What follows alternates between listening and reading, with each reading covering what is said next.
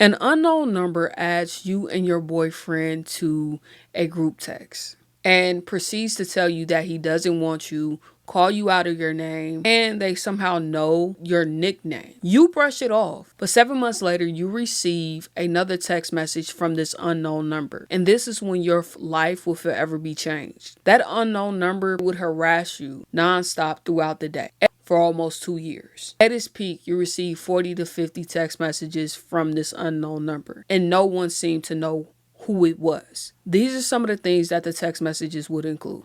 And this is me editing the language. Only one of you got voted on homecoming court. This is epic. Friday will be epic when it's announced. The look on your face watching one of you with your arms around another person, holding hands and being all adorable, smiling, flirting, and posing. Could this be the end of the AKA golden couple with the relationship everyone idolizes? You jealous bee. He ain't talking to your sorry behind. He's talking to us. How would it feel to lose? You freaking jealous female dog. And for real, you freaking told him he didn't want to talk to him. And he begged and promised. Sorry, not sorry. He freaking picked us and can't go back. You freaking lost and done, female dog. Now ruin your life. You freaking suck. You're the freaking reason JV lost. And you only went in varsity games. We losing, you didn't do nothing.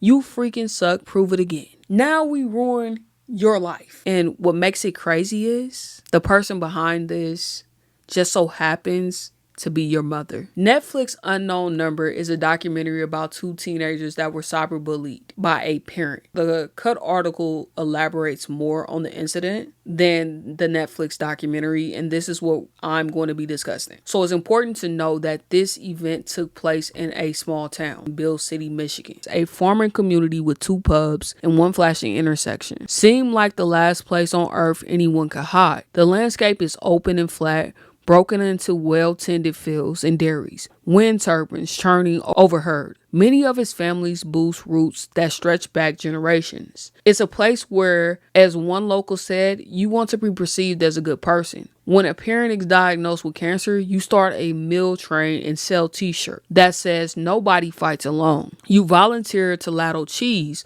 on nachos at the stadium concession to help the sports boosters, and send your kid to practice with extra cleats for the boy who needs some. The heart of the town is its prized public school, a single brown brick complex, K through 12, with just 50 students per grade, a foyer decked in sports championship trophies, and a mural chirping character counts. The parents wanted cyberbully to be out and expelled. Image is everything. You want to be perceived as a good person, not you actually being a good person. That's why Kendra was up in the office snotting and crying like she really wanted to find out who was doing this to her daughter. Because she's just going through so much all the while she was the villain. I mean, this lady acted so concerned, and she was only concerned about having to shut down her cyberbully operation. Forget her daughter and Owen's mental. Nah, that's irrelevant. I just need to know what's up. Are y'all on to me yet?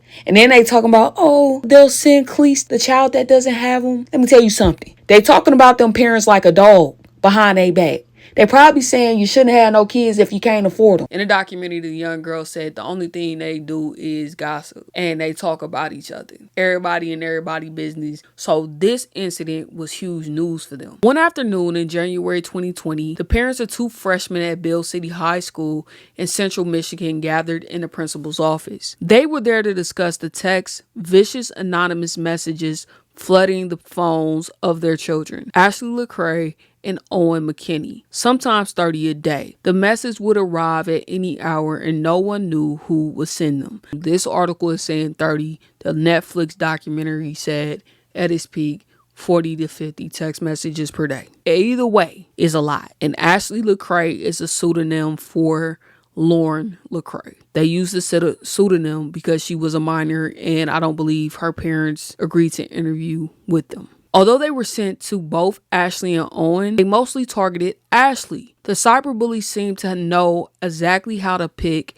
at her insecurities. This is the golden couple that the text messenger was talking about. These two started dating in the 7th grade. When they started receiving the majority of these text messages, they were in 9th grade. So from the span of 9th grade to their sophomore year, they were being harassed. Let's get into their love story, which is odd because I don't believe that these two should have been dating at all, because what the heck are you talking about? 12 and 13 years old, you better go find you something safe to do. And that includes you going to do your homework, playing a video game, going outside, running around, playing basketball, etc. It don't include you holding nobody's hand and kissing or whatever you think you about to be doing at your young age. It would have been an absolute no for me. People be allowing their kids to be doing anything these days. In the fall of 7th grade, Owen sent Ashley an Instagram DM. He had gotten his first cell phone only that year. One of the last kids in his grades without one. We're those parents, his mother said. Ashley is softball and basketball player in his class with his delicately slim tomboyish in hoodies and jerseys. Her blonde hair sometimes braided in an arc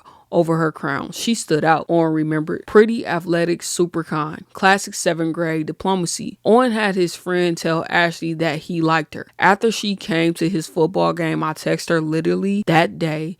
I'm like, so are we dating? Owen says. She's like, I don't know. Do you want to be? And I'm like, sure. Owen's parents, Dave and Jill McKinney, had also started dating in the 7th grade. Dave had been a star outfielder, a Bill City High, a fact that matters in town that revolves around the schools and its state title clinching Aggies. And Jill had been a Bill cheerleader. The McKinneys were an established family in the area. While he coached kids baseball and worked as an IT manager at a farm lender, she was a super volunteer at the Catholic elementary school. Kendra, on the other hand, grew up about a 2-hour drive away in the exurbs of Detroit. While studying at Central Michigan University, she met Sean LeCrae, a Bill City High alum, and eventually moved into the simple one-story house. Ashley, their only child, was born in 2007. Ashley dating Owen was a big deal for Kendra because this meant that she could start social climbing and make her daughter popular.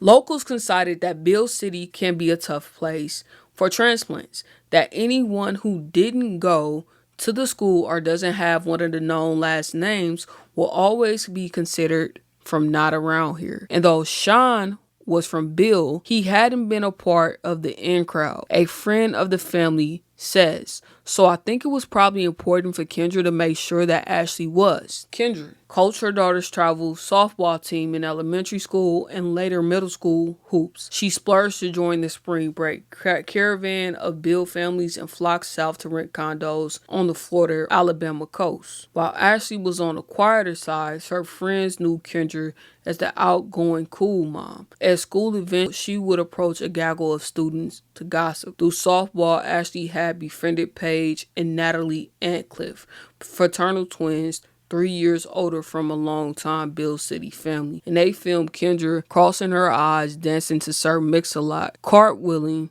down a hallway halfway on tournament weekends. To onlookers, it was clear that Ashley and Kendra were at the center of each other's lives, but by junior high, people observed that Kendra would brag about her daughter to the point of annoying other parents. Everything was Ashley softball, Ashley school, Ashley this, Ashley that, says one. Kendra is trying to social climb. Her daughter, on the other hand, is not interested in none of this stuff. She was more so to herself. This is Kendra's fantasy. She wants to be considered one of them. In a documentary, they also said that Kendra liked to be the center of attention. She craved it. She wanted all eyes on her. A few weeks after they started dating, the first anonymous text hit Owen's and Ashley's phone. The jarring messages said that Ashley wasn't invited to the annual Halloween party thrown by Chloe Wilson's mother, Tammy, a Bill City headliner event, complete with an elaborate hunting trail through her acreage.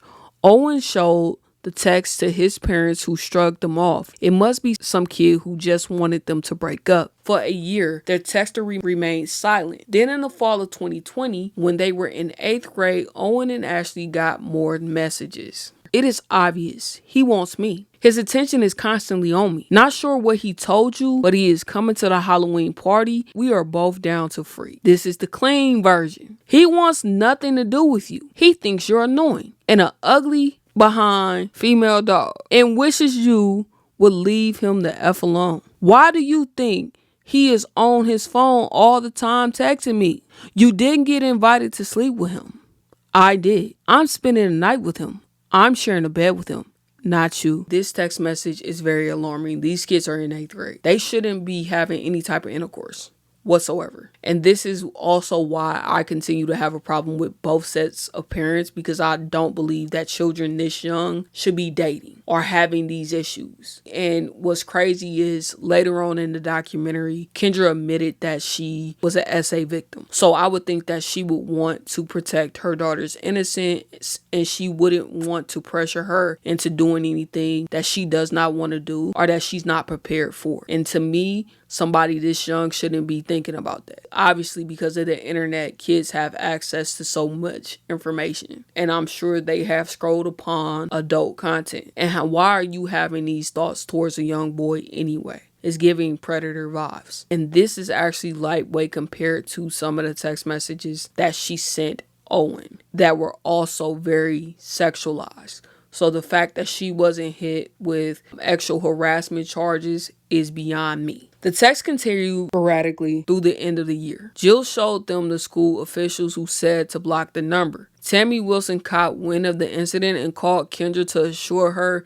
that Ashley was certainly invited to the party. Sometimes Ashley would fight back. I don't care what you say. Owen and I are solid and you're not going to break us. Other times she take the bait. She texts Owen, was he hanging out with other girls? Did he want to break up? Owen would text her or FaceTime back, smoothing things over. Even if they blocked the number, it wouldn't matter. Not because it was apparent, but because they were using a burner app that allowed them to shift through different numbers. So they would never actually be blocking the direct phone number. But by the start of high school, Owen had begun to pull away from his girlfriend. The text made up 75% of the reason he calculates. It's just hard to be with someone after all of that, he says. At a volleyball match in August of their freshman year, Owen and Ashley set apart from each other. That's when Ashley started getting texts from her mother across the gym. Sit next to him, answer me, come here now, I'm pissed, move your A, now.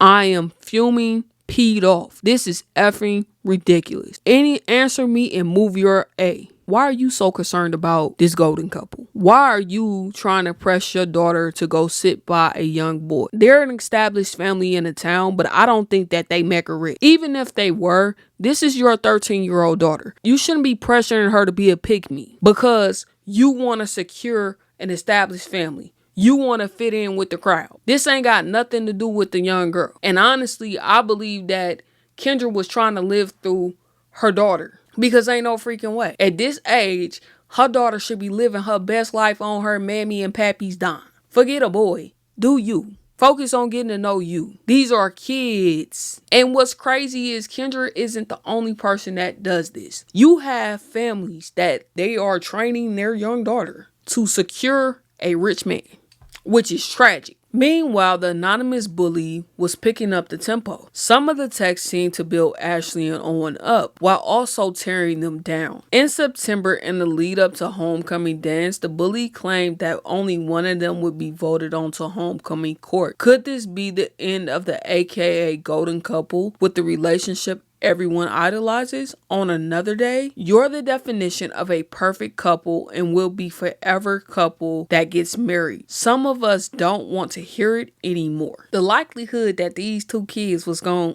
get married was slim to none. Because his mama and daddy was cool with it because they young and they knew that they wasn't gonna last. But when you start getting with these established families and they want to keep their name established, they not letting their kid marry you. They have standards. You could date whoever you want to date. But when it comes to marriage, you already know what's expected of you. And y'all calling them a golden couple that everybody idolizes. Where?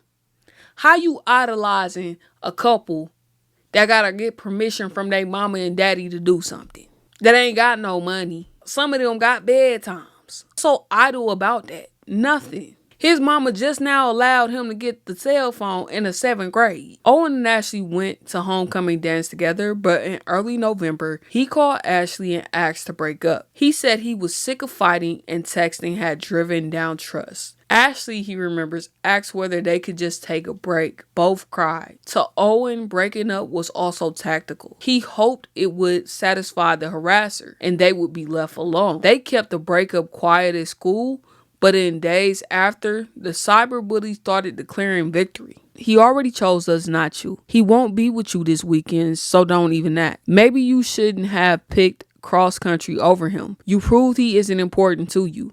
We were there though. You don't get with him in bed. You don't sneak out with him.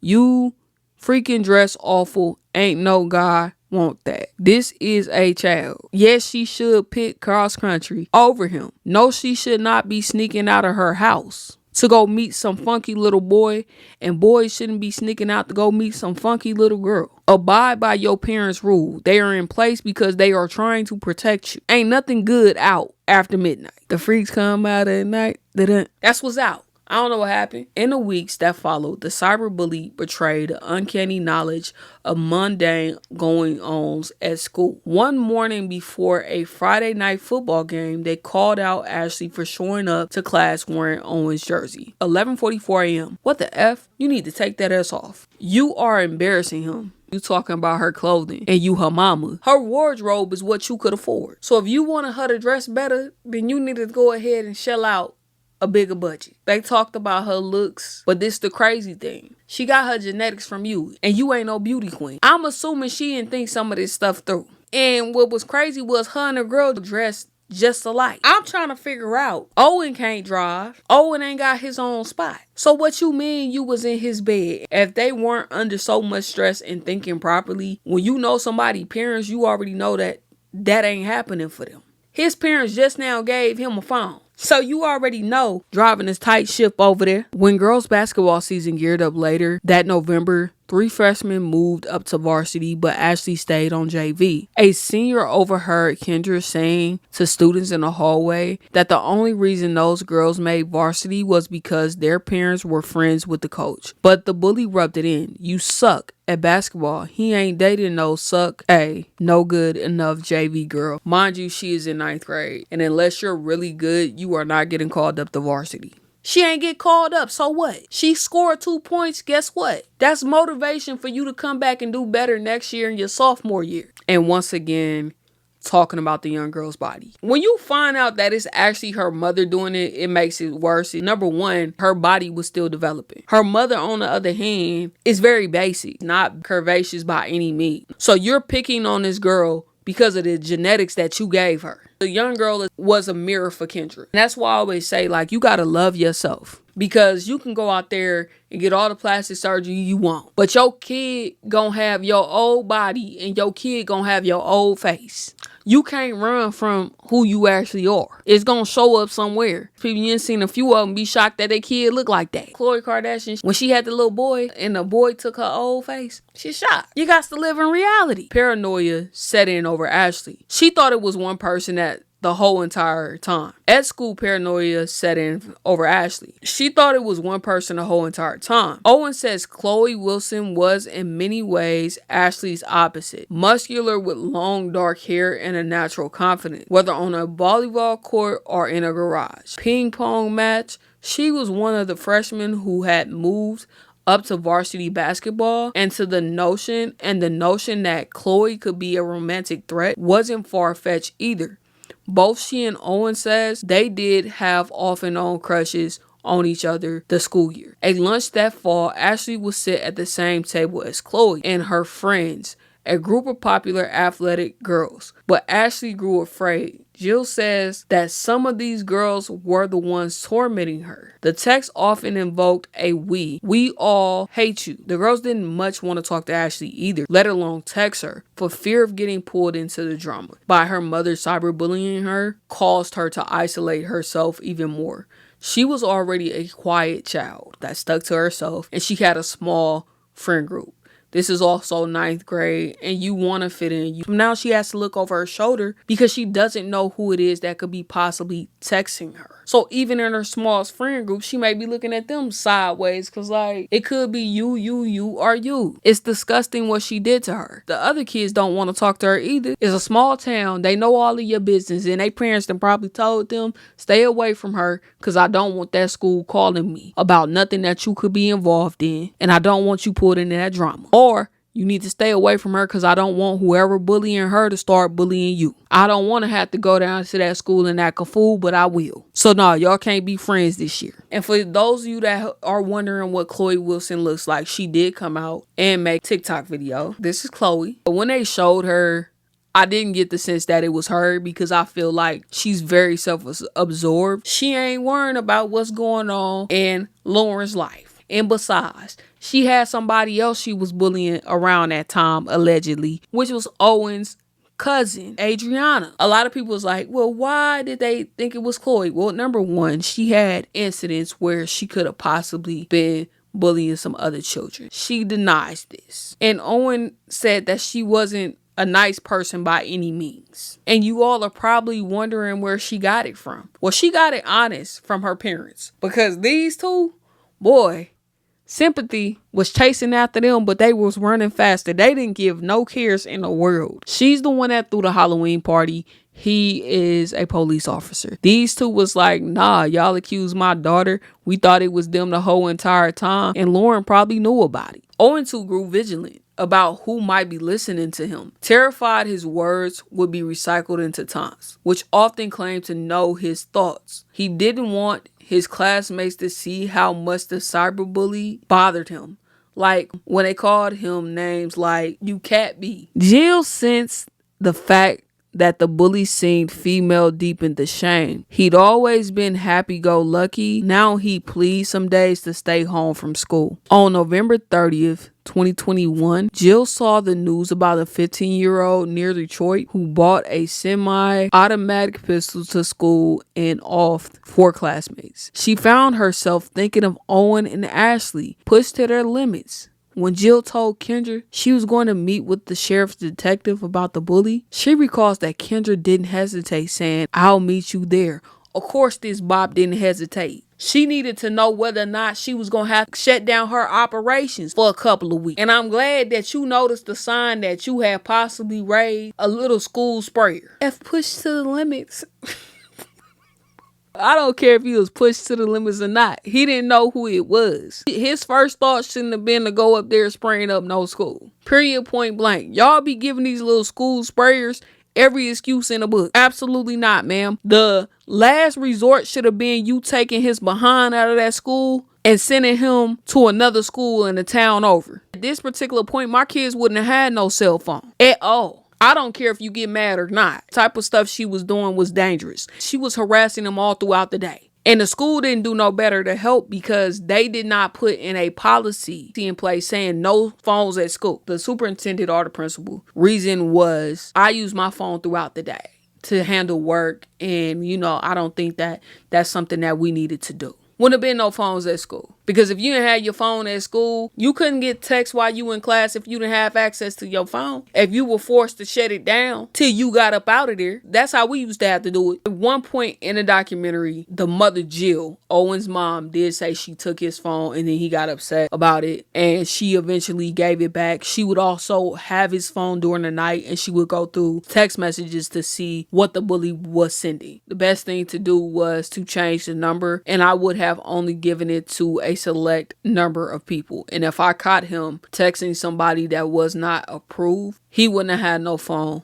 no more. Lauren's mom didn't change the phone number because she wanted to get to who was behind it. And she felt like, why should she change her phone number? I don't know. Maybe because she was getting harassed by an unknown number. That would be great, right? But I see why you didn't want to change the number, because the call was coming from in the house, literally. You knew everything that was going on in her life. You knew what was going on with the investigation. You knew what was going on with the principal, and you knew every single outfit she was wearing.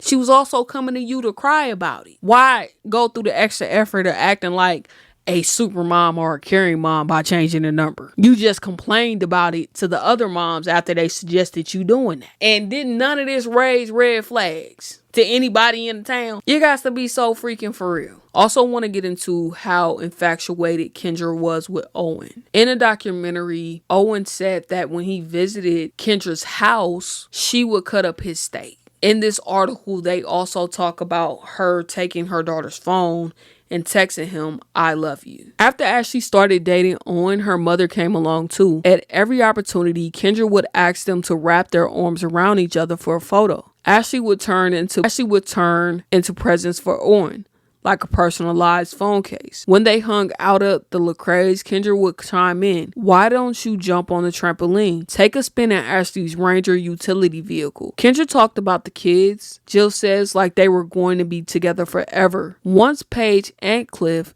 saw Kendra take Ashley's phone and read her daughter's text with Owen. Then as Ashley, Kendra typed out a reply, "I love you." She's trying to live through her daughter. She really wanted this relationship to work. Not for her daughter's sake so much, but for her sake. She liked being connected to Owen's family. But I also believe that she had a crush on Owen in general, just due to the nature of some of the text messages that she sent him. Some of them included words like wet and creamy and describing other inappropriate acts. And even after he and Ashley broke up, she was concerned about his relationships with other girls. Gradually, Jill was starting to pick up strange signals from Kendra. Months after the breakup, Kendra kept prying into Owen's love interest, asking if he was dating Chloe. Annoyed, Jill firmly told her that they talk only about the bully going forward. Now, after she kept inquiring about his relationship with Chloe, which I don't know why, because they live in a small town, you ain't gotta ask his mama. The town would have been gossiping about it, and you would have probably seen them holding hands around town. But not only was she inquiring, she was also interfering with him getting with other girls. So he eventually started dating a young girl from another town. Kendra found out about it. She texted the girl he was dating and her parents. And on top of that, she volunteered to be one of his coaches. When Vid sent students home in the spring of 7th grade, the Lecrae's joined the McKinney's Demic Bubble for dinners and bonfires. Owen was a talented Little League pitcher. And over the summer, the families traveled as a group on their children's tournament weekends and camped together. In 8th grade, Kendra signed up to coach Owen's track team, becoming, he says, like a second mother. A regular spectator at Owen's matches, she drove Ashley 3 hours across Michigan to watch one of his championship games. Once Kendra even suggested turning Owen's tournament in Florida into a Lecrae family vacation, to which Jill had to gently say no. Even so, the McKinney didn't feel anything was amiss. The family whole life was just watching Ashley play sports. Jill says, and Owen seemed an extension of that. Dave saw Kendra's intentions as harmless, basic. She wanted to belong. And that right there is a problem. Kendra is a dangerous predator that you have to watch closely and not let subtle things fly. Like, she's flying under the radar. She wasn't just traveling 3 hours for her daughter's sake. She was traveling 3 hours for her own sake. She became his coach because she wanted to be closer to him. She wanted her daughter to be all hugged up on him and telling him that she loved him because she wanted that type of relationship with him. She was sending inappropriate text messages to them because that was her fantasy. She was interested in his dating life for a reason. It's not because she wanted her daughter to hook back up with him. No, she wanted her daughter out of the way. She wanted the other girls he was talking to out of the way. She wanted him to be isolated because she wanted him. She's the type of woman that her daughter would have to worry about her mama sleeping with her boyfriend. So finally, law enforcement gets involved. As a principal at Bill, Dan Boyer prided himself on running a tight ship. "I'm pretty good at figuring things out," he said. When Kendra and Jill first met with him and the superintendent in December 2021, he started by poring over the text. Early ones were complete sentences with proper capitalization. "You don't get invited to sleep with him." "I did." Not how kids text. Later ones got looser, using phrases like bruh, sorry, not sorry, what the effing right now. Boyer started showing the messages to teachers who read student writing and coaches who texts with them. For a few days, Boyer had Ashley text him whenever she got a message in class. Boyer quickly texted teachers to scan students on their phones, nothing conclusive. He also put up cameras in the class. They did eventually bring in the sheriff, but he was outmatched by this case. In early January, Kendra sent Boyer a numbered list of investigative steps she understood he had taken and asked him to detail any other. The McKinneys and the Lecraes wanted to address the girls' basketball team. Chloe and other suspects were on it, and their parents directly, but Boyer refused. He didn't want a scene of emotional parents accusing children. He did, however, humor the mother's request for a sting operation after Kendra complained that Ashley's necklace and jewelry had gone missing. Odd, Boyer says, in school where it's like 1960s America, kids don't lock their lock. During basketball practice, Ashley's shoes were placed in Bill's sports foyer under surveillance cameras, and Boyer emailed Kendra like a cop at a stakeout. We're all set to track the shoes. The shoes sat untouched for hours until a custodian put them in a lost and found. Still in reviewing footage from the gymnasium, one thing did grab Boyer's attention. During practice, Coach Kendra was often heads down on her phone.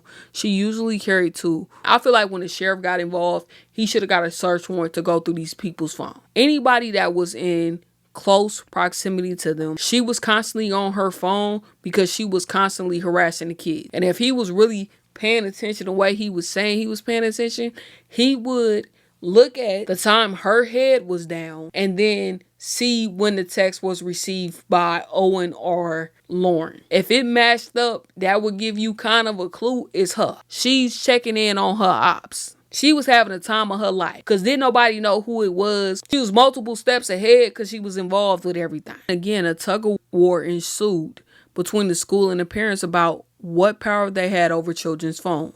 Each teacher set their own policies and students were always sneak peeking in the class. The McKinneys played for a new policy that phones stay in lockers so Owen and Ashley could focus. The school pushed back. Parents wouldn't tolerate it. They wanted a direct line to their children for emergencies. Boyer instead asked their parents to change their children's number. But Jill argued that as soon as Owen's new number appeared in a group text, the cyberbully would see it. Other parents wonder, why not just take the phones away? Ding, ding, ding, ding, ding. Better yet, ma'am, if you changed his number, how in the world was he going to be in a group chat? Make that make sense. They wouldn't have had his new number unless somebody gave it to him, which is why I said put stipulations in place on who's allowed to have his number and who he's allowed to text. And if he don't want to follow those stipulations, he don't have no phone. This how I know this a small town and y'all on some nonsense. Because what you mean if an emergency took place? It's one school. One.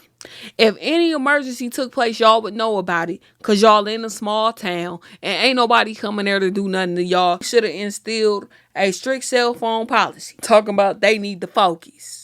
I'm going to help you focus because you ain't going to have no cell phone. But that was how Owen stayed in touch with coaches and travel league teammates at other schools. How he accessed assignments in Google Classroom, his lifeline to being a normal teen. They don't even know how to function without it for an hour. Exactly. You could have fixed all of that. I understand that they didn't want their kids' teenage years ruined, but I also think that you have to do things for their mental state and their physical well-being as a parent. They may think that you're being harsh, but you're making the best decisions for them. So if that means that they can't have access to their cell phone until the matter is resolved, then that's just what it is. And they can hate you all they want, but you doing this to protect them. And that's the most important thing. Each experiment failed to bring in a lead, so the school brought in Sheriff Michael Maine. Craig Wilson, a police sergeant, wasn't particularly intimidated with Sheriff Maine. Called him in late January 22 to explain that his daughter Chloe was a suspect. I said, if Chloe is doing this, we severely miss something as parents. When did his daughter have time to be a prolific harasser, going from class to sports to homework to bed? What was in it for her? Exactly. And Craig, I agree with you because I already said your daughter was self-absorbed. That girl could care less. She is actually owed an apology because she may have bullied some other kids, but she wasn't bullying Lauren. The type of sophistication going on in this type of bullying, she couldn't have possibly think of. She ain't got time to be emailing that girl because she had school. When Craig and his wife Tammy confronted Chloe, she was tearful, insisting she did nothing wrong. Owen and Ashley had already been questioning her, and Chloe had grown so sick of it that she once gave Owen her phone the entire day so he could see she wasn't sending the text. Now Chloe handed her phone to her father, who had colleagues download his content, and it came up clean. Y'all could say what y'all want to say about them. Do I think that they give off douchebags vibes? Yes, but one thing about it, they was actually about that life. They wasn't playing with their daughter. They was like, give me your phone. You download the contents on this phone and see if my daughter was bullying this girl. Because if she bullying that girl, she gonna get in trouble. They did what needed to be done. And to be honest with you, the other parents should have followed suit. They didn't care about her tears. And I wouldn't have gave Owen my phone for a day. I already told you it wasn't me. And you ain't gonna be having my phone because my phone is personal. I ain't stalking you. I had an on and off crush with you. I don't want you like that. Your name ain't Ursh. You ain't no OBJ. You ain't no Channing Tatum. Chris Hemsworth. Good sir. In a meeting, the sheriff showed the Wilsons pages of messages from the bully that Kendra had sent to him. Some texts included a screenshot of Snapchat DMs exchanged with someone named Chloe. Chloe said she never sent those. Someone had created a ghost Snapchat account to impersonate her. She showed her father how easy that was to do. Chloe recognized other words as hers, though. Portions of her chats with Owen, which she screen recorded and sent to Ashley to prove they weren't flirting. She screenshotted bits of these exchanges were not confusingly also part of the bully's message. Craig wasn't officially on the case as a cop. Sheriff Maine was handling it, but he wanted the truth fast. He and Tommy had a hunch, added it up, that weird texting in middle school about how Ashley wasn't invited to their Halloween party, Kendra's resentment of Chloe moving to varsity, a trivial incident as a basketball tournament years earlier when Tammy and another mother had a search for a sticky mat for what felt like an eternity while Kendra stayed, only revealing she stowed it in an equipment room after parents threatened to look up at the surveillance. In early February, Craig texted the sheriff, "Honestly, Mike, I don't know if you know Kendra or not, but you really need to be cautious. There is a good part of me that thinks that she may very well be doing this," and he was absolutely correct. Craig, you was about that life, sir. I'ma applaud you. I talked messed about you earlier, but I'm feeling you on this one. They made y'all really look like douchebag parent. Y'all probably were, though. I see why you ain't had no sympathy, because they was ruining your daughter's life, and then on top of that, you told them that it was Kendra, but they didn't want to look into her. Because why would a mother do this? Right. Why would a mother in her right mind do something like this? But Kendra wasn't in her right mind. Kendra was on that nonsense. And that Kendra took time out of her day to ruin multiple teens' lives says a lot about her, and a sorry is not enough. Instead, as winter turned to spring, the sheriff dragged 10 high schoolers whose name had come up in an investigation or in text into the school office for questioning, one by one. Some were Chloe's friends. "Thanks a lot, Mom," Owen sarcastically texted Jill. The bully had even started texting girls Owen was talking to at other schools. One night, Owen yelled at Jill that it was her job as his mother to make the bully stop. Jill cried in frustration. "Girl, I would have reached for a belt." Because first and foremost, who you talking to? I ain't hear you. Oh, you don't know? I ain't know either. Because for a second there, I thought you was talking to me. I suggest you go find you something safe. In fact, put your phone on that desk and go find you something safe to do. Put your phone on that desk and go find you something safe to do. He go to his room, slam his door. "Don't slam no doors up in my house. It's your job to make it stop." She not the one bullying you, sir. And I know this person is ruining his life, and he feels, and most of the times you take your frustration out on the people around you. But his mother was doing what she could do. It's not her fault. And this individual is texting people that you're interested in. And I initially said a girl, but apparently Kendra texted multiple girls because she wanted to isolate him. Everyone was reaching their breaking point. As softball started in spring, the Ancliffe twins would see Ashley crying on the bus to games. Kendra would sometimes send them screenshots of the bully's text, like the one that said, "All our lives will be better with you not here." Natalie Ancliffe worried every time Kendra would text or call that it would be the text or the call saying that Ashley had tried to hurt herself. How much can a girl take? Natalie thought it was Chloe. Everyone thought that, she says, but also thought it was crazy for any teen to keep a secret this long. Indeed, she a diabolical mother. She was isolating this girl. She was sending her texts nonstop. And she was encouraging her to send herself to glory. There's no excuse. There's no apology for that. You had to catch that smoke. You sending text messages of you encouraging your daughter to do this to other people because you like the attention that this is bringing to your family at the cost of your daughter's mental health and her peace. And her daughter is probably talking to her about how she's feeling and crying to her, and you're the person that's behind it.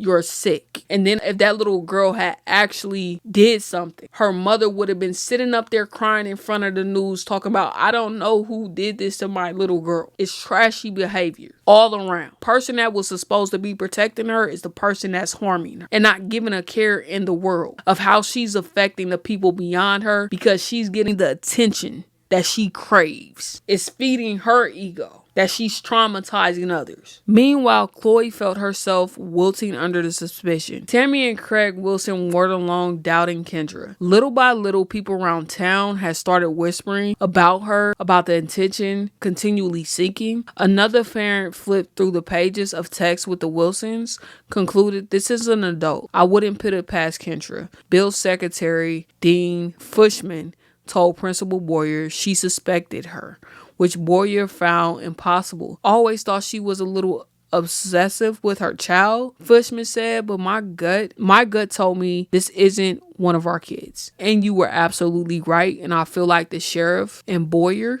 should have taken into account what these parents were saying. They should have treated this like a murder investigation. Everybody is suspect until we finish this matter out. Sheriff May ran a theory by Jill and Dave McKinney. Could it be Kendra? Absolutely not, Jill said. Another mother in town recalls the same thought flickering through her mind, then scolding herself. How dare you think a mother would ever do that? A mother in her right mind. And Sheriff May, you didn't need to run nothing through Jill and David. So he eventually ran out of budget and he reached out to the FBI. Officer Brad works on Mid-Michigan Computer Crimes Task Force, a partnership between the FBI and local law enforcement. His police badge is from Bay City, an hour to Bill City's east, but the FBI has deputized him to investigate digital crimes. When Sheriff May asked him for help in April 2022, he knew he needed to move fast. The burner apps held on to new subscriber records for about 2 weeks, so Peter asked Jill to send him the texter's latest phone numbers daily. Peter also emailed Kendra about the case. Sheriff May had relayed people's suspicion of her, but Peter says they both found the notion far-fetched. Why? Ain't nothing far-fetched. This stuff went on for almost 2 years. You don't find that suspicious? You don't find it suspicious that this person is able to send them 40 to 50 text messages per day, all throughout the day, even at night? You don't find that suspicious? Somebody that's supposed to be working is at all of these events. You don't find that suspicious? She got 2 phones, and y'all just trusted that one of them was her work phone. You looked at the text message. You know how kids text, and you was like, oh, this ain't an adult. Y'all be giving people a little bit too much credit. Y'all in a small town. Ain't that many suspects. After 2 days of silence, Peter called her and proceeded to have what appeared to be an utterly normal conversation with a worried mother, talking about the toll on Ashley and musing about suspects. I don't care if it seemed normal or not, sir. Y'all investigation team suck. Y'all had the evidence right in front of y'all eyes, and y'all ain't put 2 and 2 together. In mid-April, Jill sent Peter 4 new numbers, one used on Easter Sunday at 6:28 p.m. The Pinger app replied to Peter's search warrant. One number connected to a Verizon network IP address out of Ann Arbor and Detroit areas, and another to a server for the Bill School. The school had boosted its Wi-Fi into parking lots since vid, when some students studied in their cars. Peter emailed the school's IT director. I know that is someone from the school doing this. Just can't figure out who. Bill's server logs didn't go back that far. Dead end. Gradually, Jill was starting to pick up on strange signals in early May, long after Basketball season was over. Dave spotted Kendra's gray Explorer parked near the Catholic church. Half a block from school, inside, Kendra was looking down at her lap. She glanced up at Dave and waved. Later that day, unprompted, Kendra brought it up to Jill on the phone. "Oh, I'm sure Dave thought it was funny seeing me in a parking lot," she remembers Kendra saying. "I drove to Bill to get gas and got a coffee and I spilled it all over me. So I pulled in there to wipe it off."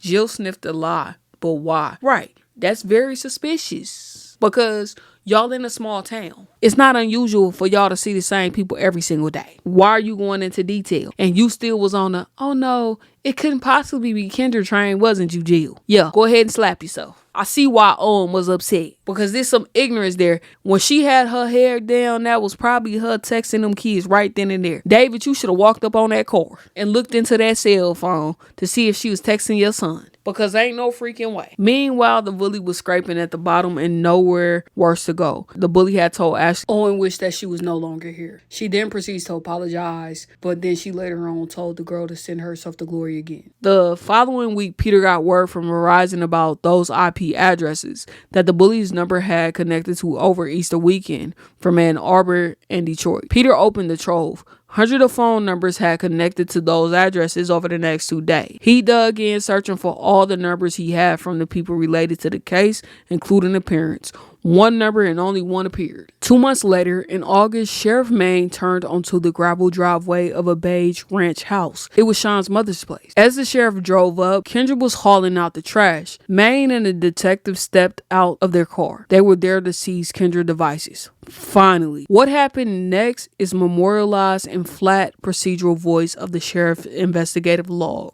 The sheriff handed Kendra a search warrant, saying that she was being investigated as a cyberbully. When she denied it, the sheriff told her to be honest. Her number showed up each time a text was sent. Was she infatuated with Owen, Kendra said? No, nothing like that. The sheriff demanded that she explain. I don't see how not. She prevented him from talking to other girls. She isolated him. She sent him inappropriate text messages. She volunteered to be his coach. She cut up his food, pretended to be her daughter, telling him that she loved him. That's infatuation. I don't care what nobody say. This should have been seen as a different form of harassment as well. She should have been side-eyed a lot more. The sheriff demanded that she explain. Finally, something shifted. Kendra, very uncomfortable, the sheriff wrote, claimed that the initial text did not come from her. But she said she fed off from it and began to send them. She said the group of kids really was trying to come between Ashley and Owen. But why? Maine asked. Did it continue? Stress and financial issues, Kendra said. I don't care what type of stress or financial issues that you had, Kendra. That did not give you the right to traumatize those kids. Like, stop creating excuses for people. All of this could have been solved if she would have just went and got a job. If she spent as much time as she did cyberbullying these teenagers, she would have been employee of the month for at least 2 years. If she put that effort in, she would have got all types of raises and bonuses for the work that she was doing, for her innovative ideas. Because what type of person would sit back and think, "Oh, you know what I'm going to do to fill my free time? I'm going to cyberbully my daughter and her boyfriend. And then when I think that they going to catch up to me, I'm going to accuse this popular girl at school, but she also sort of a bully. I'm going to frame her. And I'm going to have people turning against her." But what if that don't work? Well, I'm going to be involved with the investigation. They're going to be talking to me. I'm going to keep Jill and the McKinneys close. I got all of this figured out. And she would have got away with it if it wasn't for them meddling kids. Ashley was there, too. After the sheriff told her what they found, she doubted her father. A co-worker at the auto shop remembers Sean red-faced and in shock, stammering. They think it's Kendra. He raced home in a loaner car. The sheriff intercepted him outside, and Sean told them that his wife owned a third phone and had been evasive when he asked about it. The device, a gold iPhone, was nestled in a stack of wood outside. Kendra had stashed it there when the sheriff drove up. "Good sir, I'm going to need you to go ahead and slap yourself because you wasn't doing enough. You saw what your child was going through and you was like, oh, it couldn't possibly be my wife." The fact that she had a third phone should have alarmed you. Her possibly doing something that she wasn't supposed to do. Because she had 2 phones, right? One for work and one for personal use. What is this third phone for, Kendra? That should have been your question. And you shouldn't have took no for an answer. Some of y'all don't be doing the most when it come to y'all kids, because I would have went all throughout that phone. Ain't no secrets up in this household. And one of the things that I did not like is Ashley was at the house. And do y'all not know that this Bob had the audacity to go comfort her daughter? Amanda said it ain't so. No, she got up and talking about, I can't leave her. I can't leave my baby. And then get up, bring her closer, pat her on the back. And the girl just sitting there in shock. You wasn't worried about her comfort when you was sending them Val text messages talking about her look and her weight. And y'all probably wondering, how did she have so much time on her hand if she was working? Oh, she wasn't. She was supposed to be the family breadwinner, but she had quit her job and hadn't worked in a year because she didn't want to put the type of effort into her job as she did traumatizing these kids. She quit because she didn't want to meet the performance plan. He said there was a lot about the family's finances that Kendra had hidden. Her job changed in 2019. When Ashley was in 6th grade was in fact the results of Central Michigan University firing her for her performance. The new job at Ferris State had not come with the big wage bump she claimed. And later that fall, when Owen asked Ashley out and the first text arrived, the Lecrae's one-story house was foreclosed on. Kendra told her family she had sold it. The Lecrae's moved into the log cabin after entering into a land contract, a way to buy a house, often for those with bad credit, in which buyers pay installment directly to the owners. So you were stressed because of a predicament that you caused. The only thing you had to do was tell the truth, Kendra. But the reason I feel like she didn't tell her husband is because she knew he would have got on her behind. Because she can control how she performs at work. The effort you put into traumatizing your daughter and her boyfriend is the effort you need to put into your job, Kendra. All of this is your fault. By spring of 2021, Ashley's 8th grade year, Kendra's manager at Ferris State had put her on a performance improvement plan, citing excessive time on non-work texting and calls. She told them she was overwhelmed and stressed out from vid and sports. The August of Ashley's freshman year, falling short on her performance plan, Kendra quit. Throughout the school year, as the text rained in at all hours, Kendra maintained she was working from home, feigning work calls when Sean was around. According to the family, whenever he would ask Kendra about anything financial, she would change the subject to cyberbullying. And that's where you need to go ahead and grow some, Sean. See, because Kendra paid all of the bills. So she was in control of that. She was also the breadwinner. But this is the thing that I would implore anybody to do. Regardless of how much you trust someone, it is important that you stay informed about the finances going on in your household, because anything could happen, as you can see in this story. During Ashley's freshman fall, after a series of excuses from Kendra about PayPal and cashier checks hiccups, the cabin owner started the eviction process. In April 2022, just before the FBI affiliated task force involved in the case, the court received a request from the Lecrae's to delay getting evicted from the cabin. They were weathering unemployment, the letter said. You do not have any other place to go, and are completely terrified of being homeless with our daughter. The court evicted them that month. Kendra told her family that the house's foundation had cracked and they had to move out while it was lifted for repairs. So she just a liar all around. The tangle webs we weave when we try to deceive. I know that you all believe that you have seen this individual in the live action of Hunchback of Notre Dame. However, she is infamous for unknown numbers. This is Kendra Lecrae after she was arrested. She looking all stressed. Only note that I would have had for you, Kendra, is DDYS. Don't drop your soap. News of Kendra's confessions rippled through Bill.